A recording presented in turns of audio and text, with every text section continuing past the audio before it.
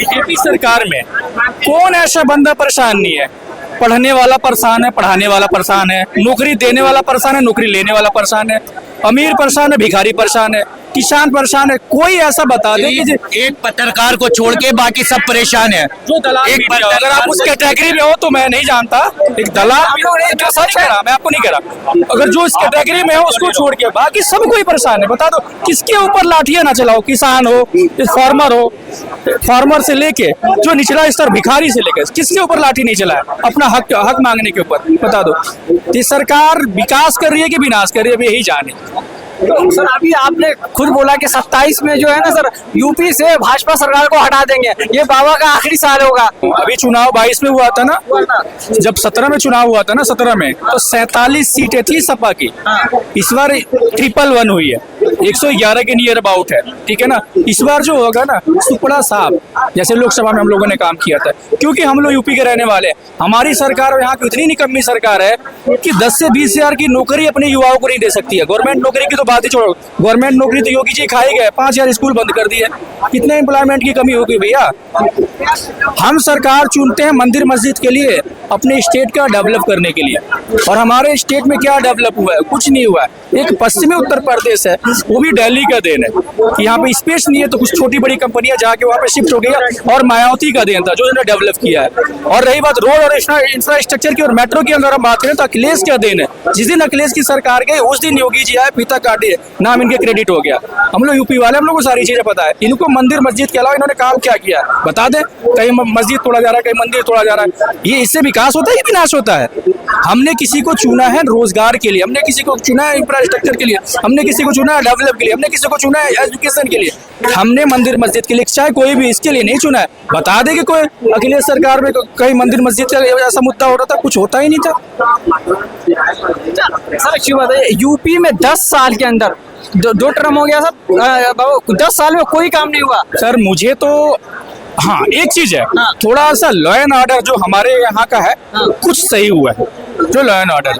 बाकी तो बाकी तो एक कहावत है, जब गुंडे तो बोला जब गुंडे, अरे सुन तो, जब गुंडे सत्ता में आ जाएगा तो गुंडे ही कौन करेगा? उससे योगी से बड़ा गुंडा कौन है भाई? हम लोग वहीं के रहने वाले। 7 बजे के बाद उसके सरकार को बदनाम करने के लिए गोलियां लगती थी चलने, गोलियां गोरखपुर में चली लगती। 7 बजे के बाद कोई दुकानें नहीं खुलती थी, ये बुरा हाल था वहाँ पे। नवरात्रि में आप मीट का दुकान बंद करा दो। कोई मेरे को आप ये बताओ, कोई मीट खा के उपद्रव करता है, लेकिन अल्कोहल पी के, शराब पी के उपद्रव जरूर करेगा। आप उसको सबसे पहले बंद कराओ ना, बंद कराओ उसको सबसे पहले। अगर 10 दिन बैठेगा जो रोज कमाने खाने वाला है, उसका पेट कहाँ से चलेगा? अगर आपको बंद ही करना है ठीक है, उसका 10 दिन के लिए दहाड़ी दे दो ना। नहीं करेगा, चलो ठीक है, हम आपका फॉलो कर रहे हैं, नवरात्रि में फॉलो कर रहे हैं। जब रमजान का महीना आता है तो 1 महीना दिन क्यों आप अल्कोहल का दुकानें खोलते हो? मुस्लिम बहुल क्षेत्र है वहाँ बंद करा दो, हम आपके फॉलो करेंगे, लेकिन करो ना। ताली दोनों हाथ से बजता है, ये कहाँ से नहीं होता। इसी को बोलते हैं दंगा। नेता चाहते हैं यही करना कि जनता आपस में दंगे करे, आपस में लड़े, जो मौलिक अधिकार है उस पर बात ना करे। लेकिन कॉपी जो खरीदते थे उस पे तो हटा है सर जीएसटी। कॉपी और उसके पेपर वाले के कितने पैसे बढ़ा दिए, कच्चे माल पे कितने पैसे बढ़ा दिए। रॉ मटेरियल क्या हुआ? पेज हुआ, उस पे आपने जीएसटी बढ़ा दिया, इंक्रीज कर दिया, इसमें डिक्रीज किया। तो उसमें तो बिजनेसमैन को उसको भरना पड़ रहा है ना, जो आम पेपर वाले खुद रो रहा है। भाई साहब, कहीं अगर आप ग्राउंड पे जाओगे ना, कहीं किसी चीज में कम नहीं हुआ। अगर मान लो आप कह रहे हो कि बिजनेसमैन भर रहा है, आप थोड़ी भर रहे हो।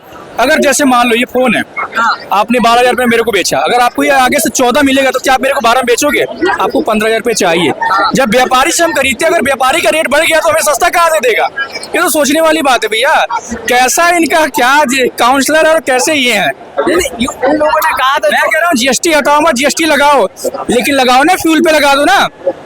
उसमें क्यों एक्साइड प्लस वैट क्यों ले रहे हो? लगाओ फ्यूल पे, जीएसटी के दायरे में लेके आप। क्यों अलग अलग स्टेट का अलग अलग रेट है? एक देश से एक रेट कर दो, क्या आपत्ति है? लेकिन करोगे नहीं भैया।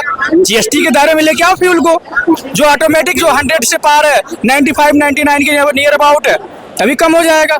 अगर पेट्रोल फ्यूल कम हुआ, ऑटोमेटिक सारी चीजें कम हो जाएंगी, लेकिन उस पर करेंगे नहीं। तो ये जो जीएसटी महोत्सव बनाया जा रहा है, इस पे क्या कहेंगे सर? ये तो और ये गरीबों के लिए लाए थे ना उन्होंने। मैं ये कह रहा हूँ, कोई बीजेपी का नेता आपके माध्यम से या कोई भी बीजेपी का सपोर्टर मेरे को आके ये बता दे कि हाँ, जो दैनिक जीवन की चीजें, रोजमर्रा की चीजें, उस पर रेट कम हुआ हो।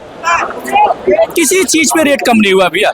चाहे एसेंशियल आइटम उठाते हैं, चाहे डेयरी का सामान हो, तेल हो, रिफाइंड हो, राइस हो, XYZ जो भी हो, किसी चीज पे कोई रेट कम नहीं हुआ। वो इंक्रीज हुआ है ना कि डिक्रीज हुआ है। देखिए, कोल्ड ड्रिंक आदमी नहीं पिएगा चलेगा, लेकिन आटा और तेल, दाल, दूध उसको रोज चाहिए। किसी चीज पे उन लोगों ने 40% जीएसटी ठोक रखा है। सबको फॉर्च्यूनर गाड़ी नहीं चाहिए, सबको शराब नहीं चाहिए, सब कोई शराबी नहीं है कि नहीं है? लेकिन जो शराबी हो, गजेड़ी हो या भंगड़ी हो या नॉर्मल आदमी हो, आटा, दाल, चावल, चीनी सबको चाहिए, रोज चाहिए। तो इसमें कहाँ घटा? अगर आपने घटाया तो आम पब्लिक को मिला क्यों नहीं? तो मिलना तो चाहिए। कहीं कुछ नहीं हुआ है। बस क्या है, दूर के ढोल सुहावन होते हैं, बस यही हाल है और कुछ नहीं है। सर एक सवाल मैं आपको राहुल गांधी के बारे में। सर, राहुल गांधी गए हुए हैं कोलंबिया, ठीक है, बाहर के देश, वहाँ बोल रहे हैं इंडिया में डेमोक्रेसी खत्म हो गई। मानते हैं सर इस बात को? 100% और क्या? जैसे सर अभी आपको वोटिंग राइट्स है, आप वोट दे रहे हैं, सारी वोटिंग राइट्स कहाँ है सर? अगर हम वोट आपको दे रहे हैं, अगर हमारा वोट अगर चोरी होकर कहीं और जा रहा है तो क्या है? और इनकी जीता जागते उदाहरण मान लो, यहाँ पे क्या चंडीगढ़ में चुनाव में हुआ, वोट किसी और को दिया, पता चला कि जो वहाँ के जो कार्यकर्ता है वहाँ से चोरी करके कहीं और डाल रहे हैं। तो ये मौलिक अधिकार है कहाँ? हाई कोर्ट से सर उसका इंसाफ मिला सर? उसको मिला है। अगर इंसाफ मिलता तो रहता, फिर जीत तो दूसरे को घोषित किया गया। मौलिक अधिकार का मतलब ये है कि हमने बीजेपी को वोट दिया तो बीजेपी को ही जाए, ये नहीं कि कांग्रेस को जाए। अगर कांग्रेस को दिया तो कांग्रेस को ही जाए, नहीं कि बीजेपी को जाए। ये होना चाहिए, ये मौलिक अधिकार होता है भैया। अच्छा, एक सर आखिरी सवाल आपसे रहेगा, और ये मोस्ट इम्पोर्टेंट सवाल है सर। जो नेशनल सिक्योरिटी एक्ट किसी भी लोग पे लगाया जाता है, जैसे सोना वांचुक पे लगा, और भी कितने सारे देश में है जिन पे लगा हुआ है ये वाला एक्ट, सर वाकई लगता है कि वो देश के लिए खतरा थे? देखो सर, जो देश के लिए बोलेगा ना, देश के हित के लिए बोलेगा, उनके साथ गलत होगा ही। जो बीजेपी के विपक्ष में बोलेगा उसके साथ ये होगा ही। जीता जागता कौन है? लेह लद्दाख का क्या नाम मुझे तो नहीं आ रहा है। हाँ, सोनम वांगचुक पे देख लो, कितने अच्छे आदमी हैं।